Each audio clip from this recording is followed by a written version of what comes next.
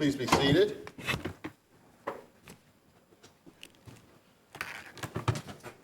We will proceed to our next case, Gray versus Pearson, number 12-5. Counsel will be glad to hear from you. Thank you, Your Honor. May it please the court. Two aspects of the record at trial highlight how important it was for jurors to have an accurate understanding of the evidence of relative culpability, as emphasized in Claim 3 under review by this court. The first is that jurors in Gray's case did not consider death sentences to be foregone conclusions. They deliberated for 12 hours at the sentencing phase. They rejected death sentences on 3 of the capital convictions. They rejected the prosecution's case for future dangerousness, and ultimately they found Gray eligible for a death sentence only based on the vileness aggravating circumstance, which is a circumstance directly linked to the relative culpability of actors in committing the crime. Secondly, Gray's statement was the only piece of evidence jurors could rely on to determine who did what in the commission of the crimes, and therefore to assess relative culpability. Now, the district court made 2 findings relative to Claim 3, which I'd like to address very briefly, and then move on to the reasonableness of the state court decision. The first was that, presuming Gray had asked for counsel and was refused, as within the confines of Edwards, that the existence of subsequent statements by Gray indicating that he had waived counsel was sufficient to find that the state court ruling could not be unreasonable. But these subsequent statements not only do not correct an initial refusal to provide counsel if it in fact occurred, but they should not even enter into the analysis of an Edwards violation. And this is under Smith against Illinois, cited in our briefs, the Supreme Court case. And I quote from that case at page 100, "An accused post-request responses to further interrogation may not be used to cast doubt on the clarity of the initial request." So we maintain that that is an unreasonable decision based on Smith. The second ruling that the district court made was, again, presuming that Gray was fed details from Dandridge's statement that was made in order to deflect culpability from Dandridge to Gray, that evidence, that Gray could never show prejudice because that evidence would never come before the court. And the district court found that there were 3 sources of that evidence, 3 potential sources. One was Gray, one was Detective Peterman, the Philadelphia police officer who interrogated him, and the third was anybody else who knew about the circumstances of the interrogation. The court found that it was unlikely that Gray would testify, that Detective Peterman would concede that he had fed these details to Gray on cross-examination, and actually, in the third part of the court's, the third source that the court's identified, it never addressed. That, all of this assumes that you've gotten past the first prong with respect to deficient performance. You're focusing on the issue of prejudice, but isn't that the problem here, that the court resolved the evidentiary contradiction based on the affidavits, and isn't that what we need to be focusing on here with respect to that decision? Well, you would focus on that, Your Honor, with respect to the state court decision. I was addressing the district court's ruling on this, and the district court actually presumed that he was fed this information and presumed that counsel was deficient for not finding. Well, it did so simply to close the loop, but you don't even get there if in fact counsel was not ineffective, and in fact that credibility determination goes against your client. It does, Your Honor, and it goes, and that's within the court's finding of the reasonableness of the state court decision. Right. The district court was willing to address this claim de novo. That was the only thing that I was responding to.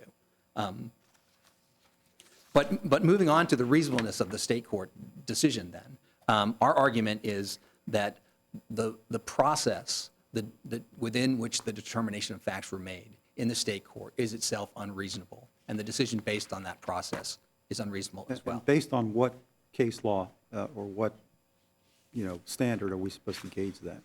Well, cases cited in our briefs at pages. Do you have any Supreme Court case that says that a state court is prohibited as a matter of law from resolving this kind of a factual dispute based on competing affidavits and the other evidence of record without requiring an evidentiary hearing? Well, a state court could resolve facts based on affidavits without holding an evidentiary hearing. We don't think that in this case it could, based on the facts of this case. Yeah, why is that? Because of the direct conflict between the affidavits here, and because of the process within which the court, the time at which the court made this ruling and the process. And let me just, if I can outline that briefly for Your Honor. Before you do that, and I don't want you to lose your thought, but could you just very, very briefly outline for us the practice in Virginia in particular? Well, that's exactly what I'm going to do, Your Honor. Okay, So, all right. Thank you for that. Here in what the Supreme Court of the United States called the critical pre-application phase, Gray was without any means to compel evidence. And in fact, the state courts were without any authority to compel evidence until a petition had been filed. Nonetheless, Gray files a petition based entirely on evidence provided to him voluntarily, and as required by Virginia law, states that he believes the taking of evidence is necessary for a proper disposition of his claim. And that's filed in the Supreme Court? Correct, Your Honor. Okay. Then what happens? The only responsive pleading that the warden files is a motion to dismiss Gray's claims as a matter of law, and as required by Virginia rules, says the taking of evidence is not necessary for a proper disposition of this claim. And do I understand that happens in basically every case? Yeah, pretty much, Your Honor. Pretty much. Yes. Capital or non-capital? Well, only the death sentence cases are before the Supreme Court of Virginia. I see. The non-death cases start out in the circuit court, Correct. the post-convictions. Yes. Okay. The warden also argues that an evidentiary hearing is not permitted in this case, and that any discovery would be premature until the court had ruled on whether Gray's allegations should be dismissed as a matter of law. All right? So Gray then asked the court to refer the matter back to the circuit court, which is required in order to have an evidentiary hearing or any kind of discovery or compulsory process. The court refuses all of those requests, including Gray's ability to present rebuttal evidence as a counterweight to evidence that the Now, I'm a little unclear. You're still responding to Judge Diaz, and I appreciate that, but I need to understand whether you're talking about this case or the general practice in Virginia. both. Both. Okay. Yeah. All right. Well, actually, I should say the rebuttal evidence is in this case. I can't say that that's a general practice, but I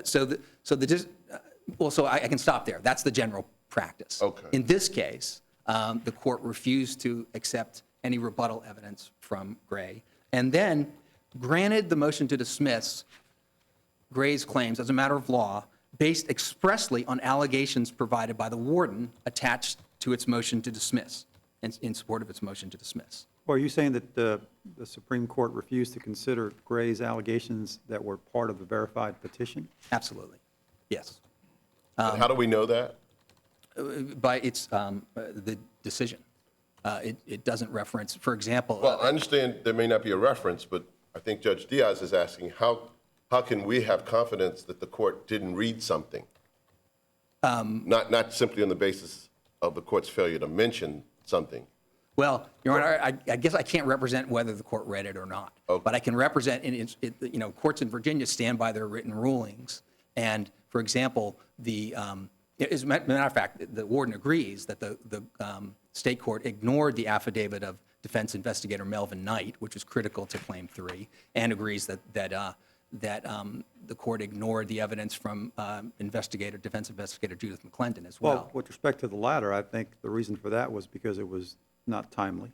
With respect to the former, as I read the affidavit of your investigator, it said nothing more than what was already part of the verified petition. It simply parroted the same set of facts and allegations that your client made as part of that verified petition. And how do we know that the court did not consider the verified petition? They must have. Well, Your Honor, I think, first of all, I don't think it's simply parroted.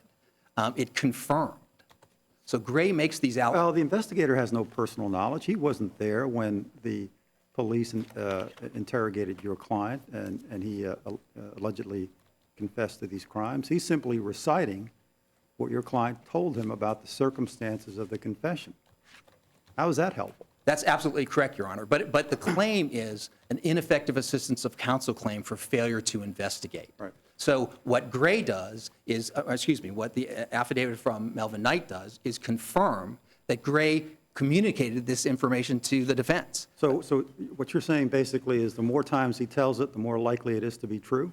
Well, I don't know if that's true or not, Your Honor, but the fact that he recites this account shortly after his arrest is clearly helpful evidence or evidence confirming his allegations. And the warden's response to that is that he never told the defense these things. That's the facts that the Supreme Court of Virginia relies upon to dismiss the claim. Well, So it's the warden's response through the trial defense lawyer, his affidavit, not just the warden saying so, but the trial defense lawyer saying so. That's the evidence that they proffered. They say Gray didn't say this.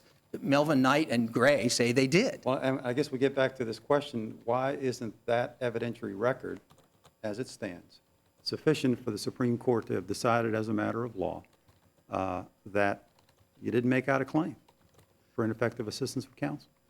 Well, because if Gray is right, if Gray's facts are presumed true, then counsel was on notice of this very different factual scenario in which the interrogation took place, and counsel's investigation is woefully deficient in not looking into the allegations that Gray made. Could you spend just a second explaining, again, looking at Virginia procedure, how does it happen that the warden gets an affidavit from trial counsel in these circumstances?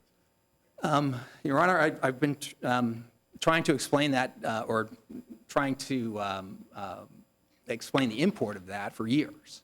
And what happens is just as I laid it out, the only pleading filed is a motion to dismiss the claims as a matter of law, and yet evidence is presented. I think what's happened here is and what's objectionable and unreasonable is that the state court has converted a motion to dismiss by accepting evidence into a motion for summary judgment, and yet left out the entire process between motion for dismiss and summary judgment. No discovery, no evidentiary hearing, no resolution of In fact. some states and in the federal system, defense counsel worry a lot about the circumstances under which and the procedures pursuant to which he or she provides information in a post-conviction attack on a conviction.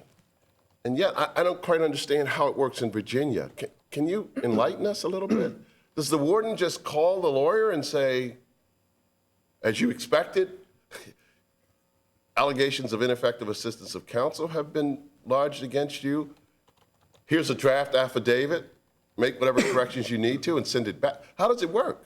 I think that's the way it worked in this case, Your Honor. And I can tell you that And what do the Virginia ethics authorities say about that, if anything? they have recently said that is objectionable ethically. Recently, they've said Yes. that. Have the practices changed? We'll see. Let me ask you a question regarding at least the posture of the case in light of a case you haven't mentioned, Penholster. And it seems to me, are you arguing, it doesn't seem like you're taking a position that the Supreme Court of Virginia's decision was an adjudication on the merits. And so if it's not that, you don't get, you then slide into, if it's not an adjudication on the merits, then you get to deal with the unreasonableness of the facts. But if it is an adjudication on the merits, Penholster would seem to just say there will be no evidentiary hearing on the federal district level. Right. What is your contention? And you don't seem to argue the perspective of whether it's an adjudication on the merits. Right. Well, the state court did dismiss this claim. We think, however, that the process within which it But it is important from Penholster as to whether it was done, the state court represented an adjudication on the merits or not. Penholster goes to the proposition that if it's not an adjudication on the merits, then the federal courts can then conduct an evidentiary hearing. How do you get around that? Well, the courts could also conduct an evidentiary hearing if the petitioner hasn't failed to develop the facts in support of its claim. So is that where we are in terms of dealing with their unreasonableness? So basically, you basically conceded, or at least accepted, there's an adjudication on the merits but it must then reach that. So we don't need to deal with this question of whether it's an adjudication on the merits. You've already gone to the proposition we will take that and then now go to that second avenue, which is there were so unreasonable facts. Right. Well, I think the effect is the same as if there was no adjudication on the merits, but our focus is on whether the decision is based on a reasonable determination of facts. I see my time is. Well, you haven't dealt with that independent counsel business. That's the other part of your argument is there. Yes, if I could take a minute from my other time and just let Mr. Duggan respond to it. Go ahead. Martinez against Ryan created a very narrow exception through which defaulted claims could be considered by the federal court. And the exception that it created is directly linked to the performance of state habeas counsel. There's a causal connection between the deficient performance of state habeas counsel and the defaulted claims of ineffective assistance of trial counsel. Have that you might be identified any defaulted claims here? No, Your Honor, because we're conflicted from doing that. Okay. I think the warden might want us to define the universe of claims that Mr. Gray might raise, but that's exactly what we can't do. And the warden argues that it's somehow tied to a constitutional violation. I think there's nothing that in the conflict of interest that requires the finding of a constitutional violation. And I'll reserve the rest of my time. Well, before you sit down, and we're going to give you all the balance of your rebuttal, all of your rebuttal, but what's your best case in the year since Martinez came down, less than a year, for what you're asking for here? In other words, is there any circuit that has taken that next step beyond Martinez?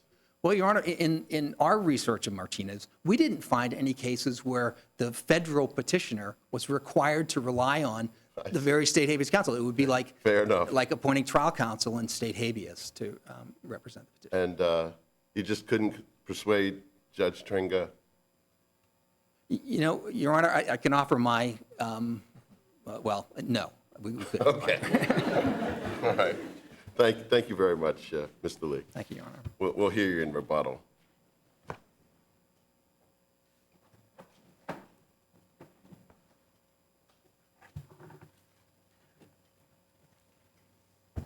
Mr. Duggan, good morning. Good morning, Your Honor. Thank you. Please, Court, Your Honor, we're here today to ask the affirmance of the district court's holding on both of the two narrow points on which certificate of appeal was granted. The district court correctly found that the decision by the Virginia Supreme Court on the deficiency prong of the ineffective assistance of counsel claim under Claim 3 was a reasonable determination of the facts. There is no basis to assume that the Supreme Court did not consider the affidavit. And I think Mr. Lee is paraphrasing a little bit my brief in claiming that I've acknowledged that they didn't consider it. I argue they gave it no weight, and I think correctly so. Did the district court approach this from the perspective, the question I asked earlier, as to whether the Supreme Court of Virginia had made an adjudication on the merits? Absolutely. And so then that's how we get into the second prong, which it seems as though they have basically conceded this is it was an adjudication of merits, which essentially say you typically are not going to get a federal evidentiary hearing only to these very limited basis that's presented here of this unreasonableness of the facts. Certainly. The Supreme Court of Virginia, in describing Claim 3, listed all the arguments and the assertions that Mr. Gray had advanced in his state petition to argue that his state trial counsel had made an insufficient investigation. Let me ask one question on that, and I think I just want to understand Penholzer, because it seems to be a very limiting case in terms of what the district court can do where you have these merits that have been adjudicated. Is it your perspective that the court could still hold an evidentiary hearing on this second part, at least in terms of whether or not there's an unreasonableness of facts, or you just can't hold one? Let me be clear, I understand. The second part, you're talking about the prejudice prong? Or That's right. And dealing with whether there's an unreasonable determination of facts in light of the evidence that was presented at the state court proceeding. Well, the certificate of appealability granted by Judge Trenga was only whether there was an unreasonable determination of facts as to finding whether there was deficiency in trial counsel's judgment. And is that an evidentiary hearing? That's what I'm asking. Because Would he Penhauser have been seemed to able to- indicate that you don't get an evidentiary hearing, it's an adjudication on the merits. But I'm asking that even if there's an adjudication on the merit, do you get an evidentiary hearing on the IEC aspect of it to determine the unreasonableness of the facts? Which I seems think to be after- what's being yeah. argued here. My understanding after Penholster is you would only get an evidentiary hearing relative to the question on reasonableness on facts if you had also come forward with evidence rebutting the presumptions under E that the findings of facts in the state court were entitled to deference. But you would have had to establish by clear and convincing evidence that their findings were incorrect. If the findings are incorrect and the factual findings not entitled to deference, then the issue before the federal court will be whether there was still a reasonable determination of fact absent that deference to the facts. But that I don't think is the case we have here. There's no allegation that the But now the findings petitioner were. here says what happened in the Virginia case was that it resolved disputed issues of fact without an evidentiary hearing on the state level. So is he entitled to any evidentiary hearing in terms of that disputed facts that he alleges existed at the Supreme Court level? On the record of this case, no, Your Honor. The dispute of facts was resolved by the Supreme Court following its regular procedures and Virginia law. It's entitled to But they didn't hold an deference. evidentiary hearing to resolve those disputed facts. I mean, he just did it on the record, I guess. Yes, that's common practice in habeas cases in Virginia. It's So when common does he practice, get I a understand, hearing? in all states. When does he get the hearing? He can't get it in federal court because now you say that's an adjudication on the merits. He didn't get it in the state court. When does he get an evidentiary hearing? Well, he doesn't always get an evidentiary hearing in collateral review. The collateral review is a secondary review to Yeah, I the think, main Judge, stage. I think Judge Wynn is sort of asking a similar question to what I asked. If you could take a second. Yes, sir. When in Virginia does capital defendant on collateral review get an evidentiary hearing? When the Supreme Court of Virginia determines that it can't make a resolution of a dispute of fact based on the record before it, it would refer the matter to the circuit court for hearing from So it's a matter witnesses, discovery, so forth. I'm sorry, it's a matter entirely in the discretion of the judges of the Supreme Court of Virginia. I don't know that it's measured by discretion, but it's their Well, I decision mean, whether. what could it be if it's not discretion? And you wouldn't know, I guess, but that doesn't stop me from asking. Do they vote? Is it like 4-3, no evidentiary hearing? 4-3, yes, an evidentiary hearing? When is there an evidentiary hearing? Their orders for evidentiary hearing don't let me answer the procedure, but. Of course not. The evidentiary hearing comes when the Supreme Court determines that based on the record it has, it can't make a decision on a disputed Now, issue of as I'm fact. sure you're aware, one of the most striking, there are lots of striking differences between state practice and federal practice. This court and many other federal courts of appeals have held that in a 2255, a defendant says under oath, I told my lawyer to appeal, and he didn't, and the lawyer submits an affidavit to the U.S. Attorney's Office that submits the affidavit to the district court, and the lawyer says, he never told me to appeal.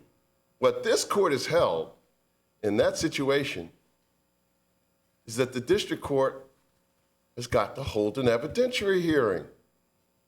You can't choose.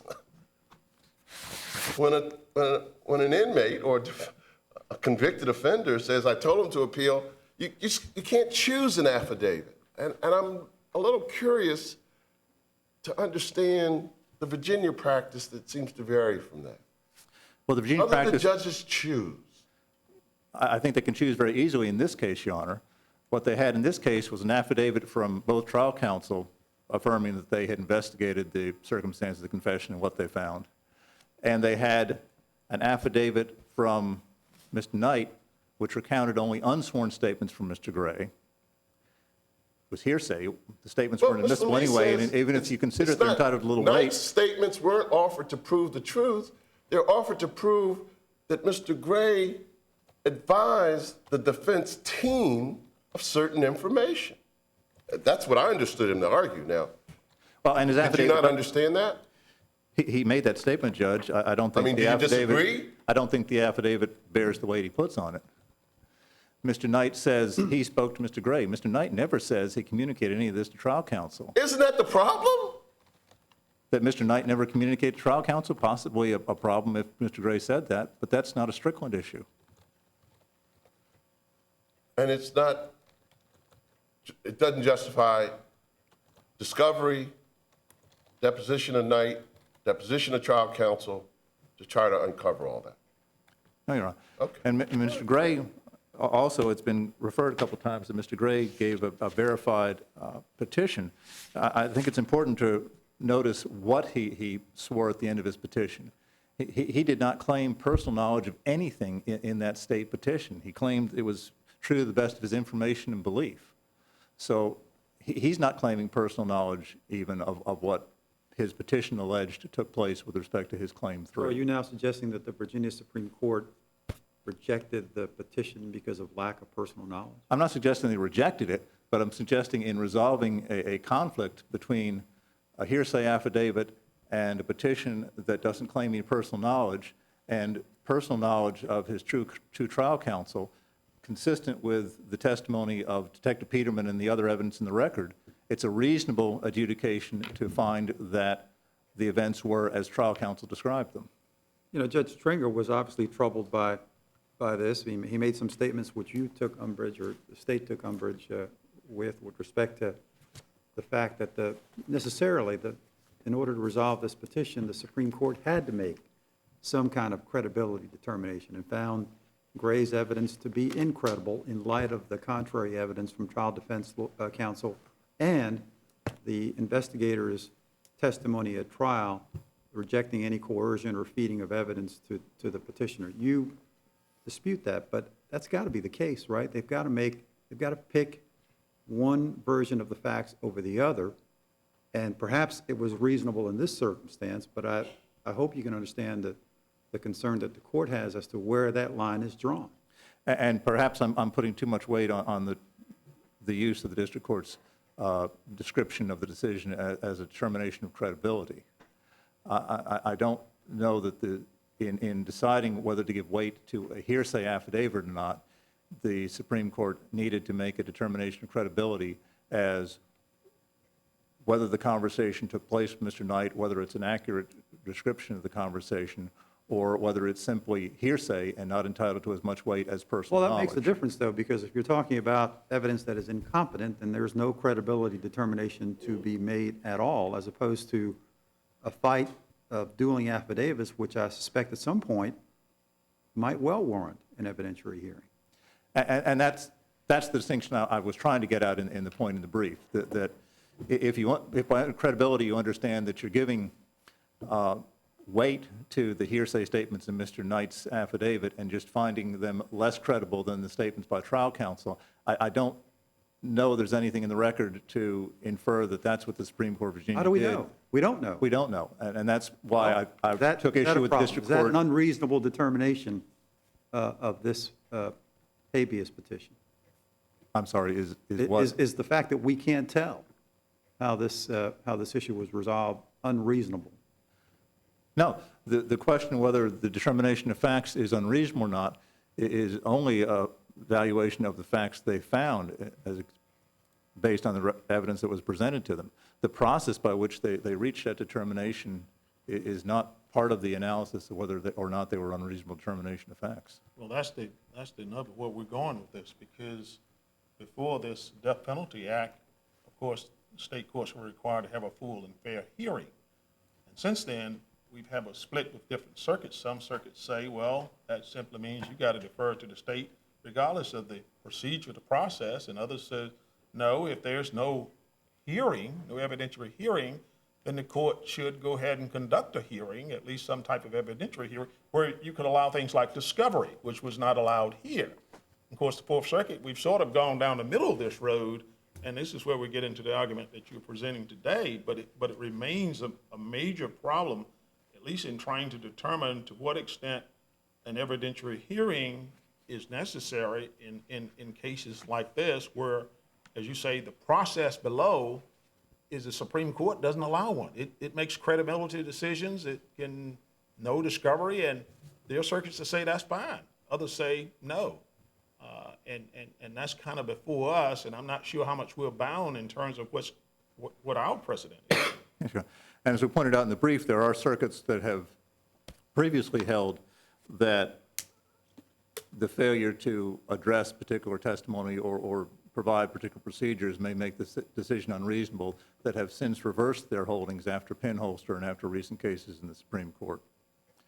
What I suggest in this case What it is leaves that us the with case is is an opportunity where an individual facing the death penalty will not have any evidentiary hearing review. In other words, it takes away the federal court, from your interpretation, ability to do anything about a decision from a state court where there's no evidentiary hearing opportunity, no discovery, no, I guess, due process from the perspective of the defendant being allowed to present evidence. Not that he's going to prevail, but allowed. And it's just the fairness of the hearing process. And the question is that completely gone now? Well, one evidence that he was allowed to present and chose not to was any claim of personal knowledge of what happened in that interview room. And clearly, he and Detective Peterman were the only people present at the time. Detective Peterman testified at trial to what happened. The Supreme Court had the benefit of that. Mr. Gray never gave even an affidavit to the state Supreme Court claiming that I know what happened, this is what happened. So in this case, we submit the Supreme Court of Virginia did make a reasonable determination of facts. It had the absence of any claim of personal knowledge of what happened by Mr. Gray, had the trial record, had trial counsel's affidavits, and a hearsay claim by Investigator Knight. Well, I'm sorry, no, please go ahead, Judge. had he done just that, what you say is submit an affidavit based on personal knowledge, I don't suspect that you'd be making an argument any different than the one you're making now. I think you'd still say that the Virginia Supreme Court was within its rights to resolve that disputed issue of fact on this record. Is that right? I don't know what he would say in his affidavit in that Well, hypothetical, he said the but very same thing he says in the petition. expect my position, if the Supreme Court of Virginia had found that there was no merit to the claim, that if their findings were based on the record before them, that would be reasonable. Reasonableness doesn't mean that they were correct, of course. If there's any support for their finding in the record before them, the Supreme Court has said that's reasonable. Certainly, certainly that is true in this case, and I think would be in the hypothetical. How does the Virginia post-conviction process differ, capital versus non-capital? Just very briefly, with regard to evidentiary hearing. It doesn't differ with regard to evidentiary hearing. The non-capitals are filed in the circuit court. Right, and the judge has the discretion. And the judge has the Whether to discretion conduct to a hearing. conduct a hearing or. And if the judge doesn't conduct a hearing, then there's an appeal to the Court of Appeals, correct? To the Supreme Court of Virginia. It's a To civil the Supreme case. Court to review the exercise of that discretion, correct? Yes. And so the Supreme Court can reverse and remand for a hearing. That if one remedy we could have, yes. Yeah, but in the capital case, there's no review of that exercise of discretion by the Supreme Court of Virginia, correct? There's no second hearing deciding their discretion, that they, I'm sure, review their own discretion. Okay. But. All right. Now, on the question of Martinez, Yes.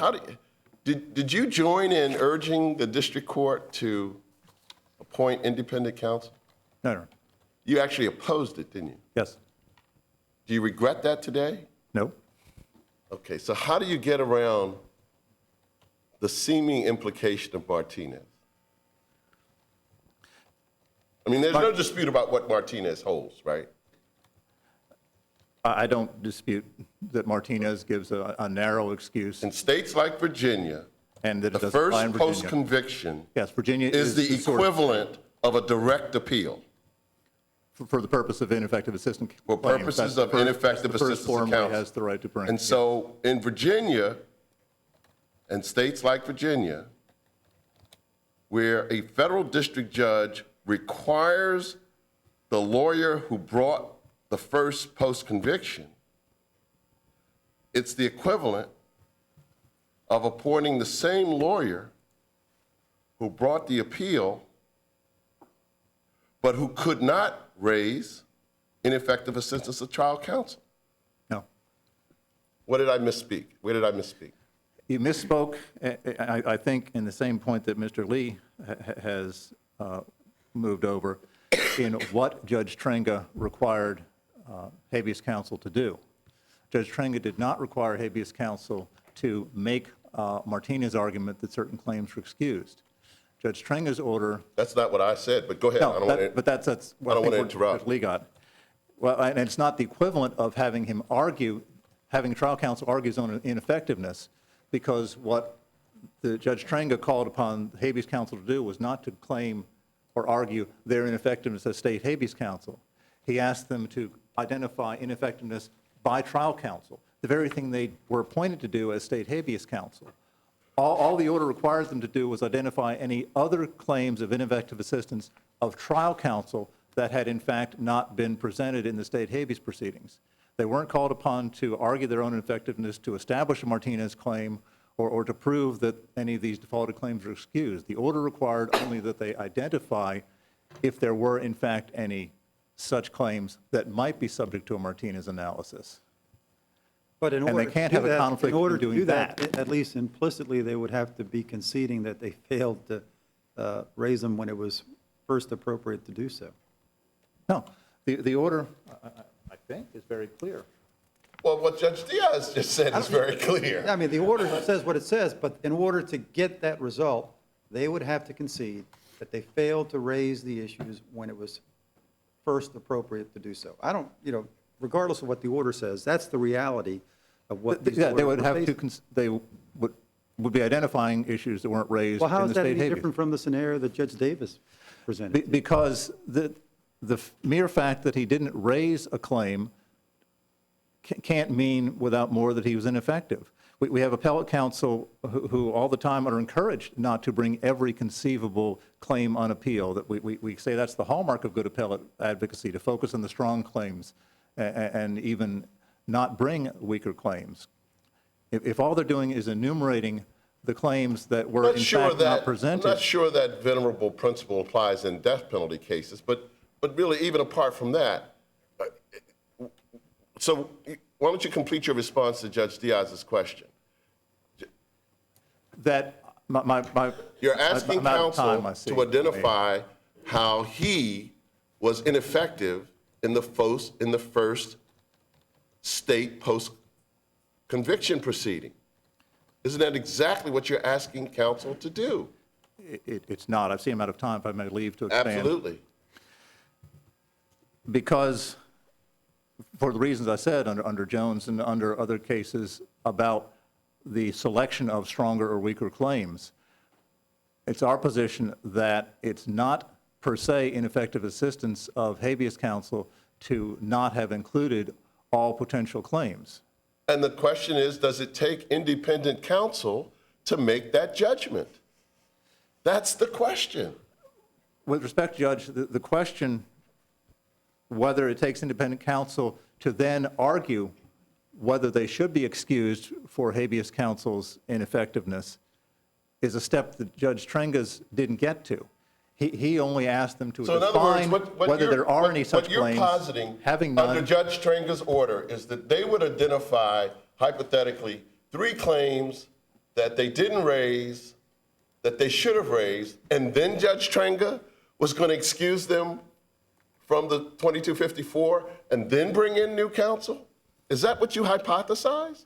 I think that's what Judge Trenga was hypothesizing, that he would, if there were in fact defaulted claims And there's of no ineffective assistance of judge trial out there who's counsel. ever done such a thing, right? Of course, Martinez is, as I say, only a year old, or not yet a year old. But there's no authority for this kind of dual process where you bring in state post-conviction counsel, have them invest in doing the work to investigate to bring a claim, a series of claims, amend the 2254 petition, maybe even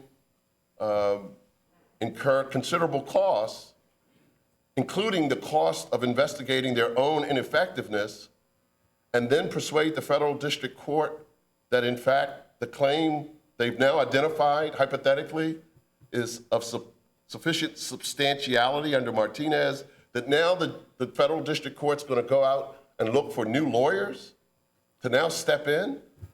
And would those new lawyers be confined only to the claims that have been identified by the now arguably ineffective state post-conviction counsel, or would they be free to expand the record and go look at other claims? I mean, it boggles the mind. If I may respond, Your Honor? Please. 2 points. The court first asked if there were any cases where this is done. The only case I'm aware of where it's been raised is the Juniper case that's presently pending with Judge Gibney. And He's waiting to see what we do. well, no, he ruled that there was no conflict of interest in finding, He followed Judge in Ring. requiring identification claims, and in the absence of claims, declined to appoint additional counsel. Whether it's a workable model to appoint extra counsel on the side to do these other claims or not, that's the remedy Gray asked for. What's the harm? He didn't ask for his counsel to withdraw. What would be the harm of simply appointing counsel? You know, I marvel at the fact that these cases, these are murders that took place in 2006. We're in 2013 arguing these issues here. And it occurs to me that much of this delay, when we think about it, I mean, what would have been the harm? I mean, you could, even if we decide in this manner, basically what happens, you go back and have now an investigative report, have an evidentiary hearing, and then we move forward from there. Had that been done, there, we'd be on totally different issues. This would have moved long further. And so I'm just miffed in light of Martinez, which seems to be pretty clear. There's got to be a conflict of interest. Judge Diaz has pointed it out, and I know you articulated the trial judge's, differentiating views on this, but nonetheless, that conflict is there. What's the harm in simply just appointing counsel to look at if it's a limited, and then make a determination whether it's going to be a narrow limit investigation or it's going to be a broader one, but make that determination. It comes up, that issue is not here. Well, Which miffed me why you opposed it. I mean, it just seems, this would have been done. I mean, so I don't get it. I mean, to fight these little things along the way that you basically can understand what the result's going to be, but nonetheless, the law says it's just not right to have a counsel below to come up and raise an ineffective assistant counsel claim against himself. That doesn't seem to stand. Why not just have the independent counsel look at it to see if it was ineffective, and that's the end of the question. Especially when the Commonwealth's not paying for the lawyer. It boggles the mind. Sometimes you fight these battles, you wonder why. I mean, you're adding to, if you have an interest in not delaying, you're adding to it. I mean, and now what's next going to come up? You're going to fight all these little battles along the way, when if you would just stand back and says, okay, what's the harm? Go ahead. It seems reasonable, in particular in light of Supreme Court law that we are bound by. We can't circumvent that, and we have to interpret it in a light that we think is going to make sense. The reason we had opposed the motion is the same reason that Judge Trenga failed to grant it. We thought that in the facts as pled by Mr. Gray, and in the absence of any indication at all that there were any such defaulted claims to present, that it was unnecessary to appoint independent counsel to pursue, as Judge Trenga put it, hypothetical claims. I'm not saying that you didn't have at least some reasonable thoughts in which to go with it, but it just seems to me that if you looked at it and says, well, what if we're wrong on this? Then what's going to happen? It's going to come back and we have to do this. Why don't we just go ahead and do one? And then what we just said is proven out. That's the end of it. That's what I meant when I said, what is the harm? But you don't need to respond to that. I think I kind of understand. Yeah. I see I'm quite over my time. If there are no additional questions, I'd simply ask leave to pray for affirmance of the district court. Thank you very much, Mr. Dulligan. We very much appreciate your presentation and appreciate the important work you do on behalf of the Commonwealth. Thank you, Judge. I really mean that. You have some time left, Mr. Lee. And I can make one brief point, and that is, we said, as the Commonwealth had said, that we believe the state court ignored the evidence that was presented by Gray.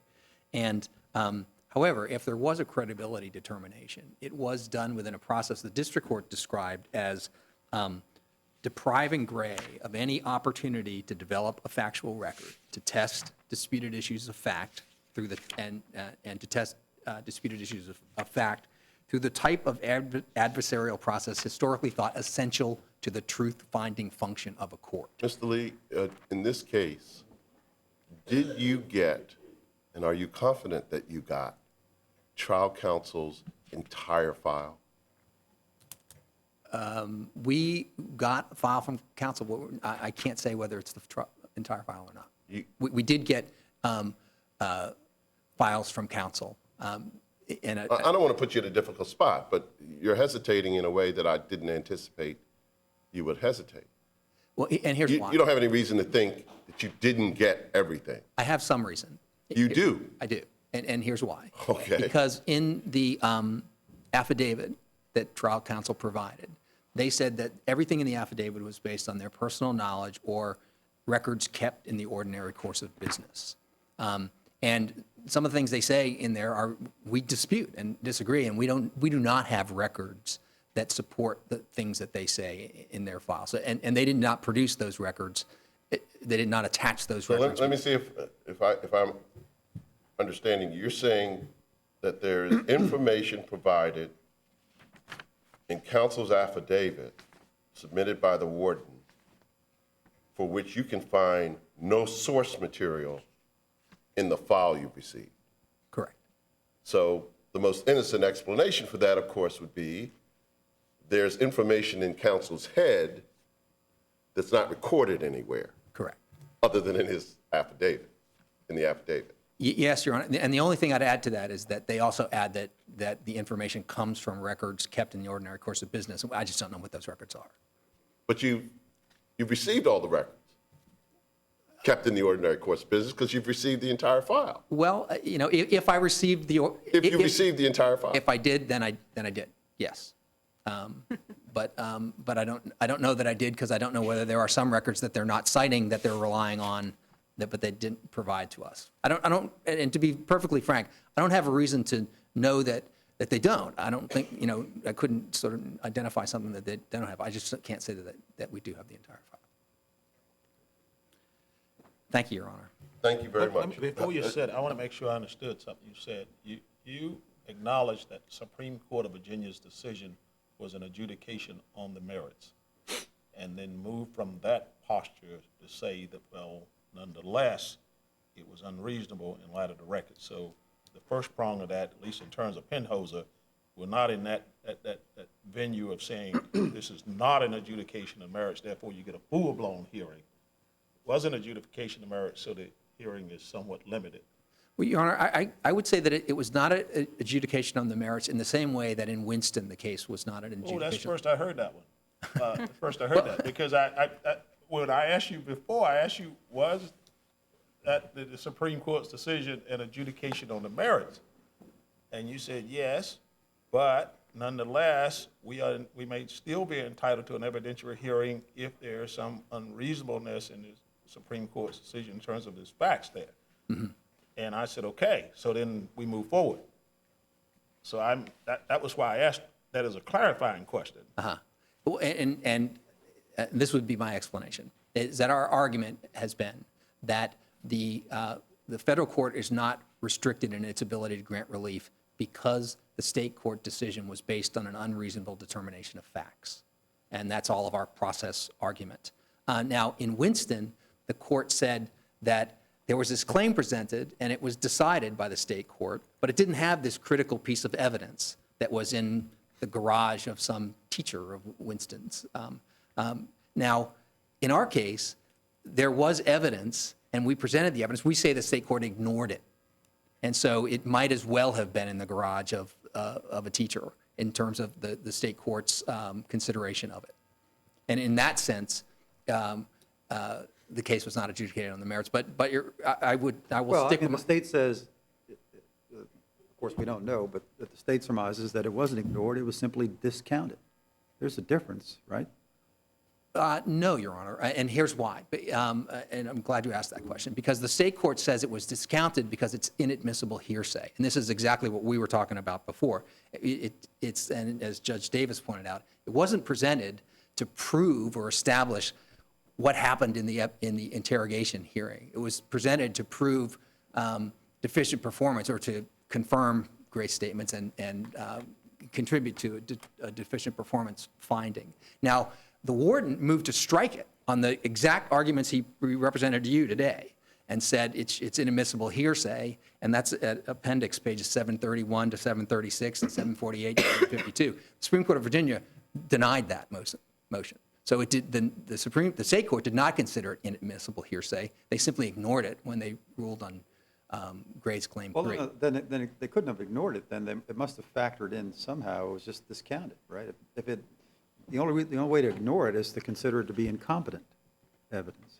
No, that's the unreasonable part of ignoring it when it's not incompetent. And in Miller L., there was testimony presented, live testimony presented in court that clearly came in. The state court simply ignored it when it made its decision, and that was found as a potential basis for finding the state court decision unreasonable.